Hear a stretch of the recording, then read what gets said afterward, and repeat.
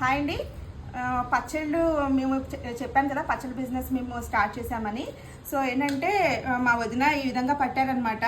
ఇలా చిక్కుడుకాయ పచ్చడి అండ్ అల్లం పచ్చడి, కొత్తిమీర పచ్చడి, అలాగే ఇది టమాటో పచ్చడి, ఇది ఆవకాయ అనమాట.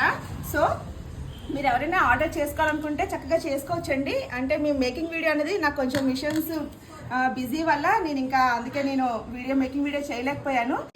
హైజీనిక్గా ఉంటుంది, మంచిగా మన ఆయిల్ కారం అవన్నీ కూడాను మంచిగా యూజ్ చేస్తాం కాబట్టి మనకి నిల్వ కూడా ఎక్కువ రోజులు ఉంటుంది అనమాట.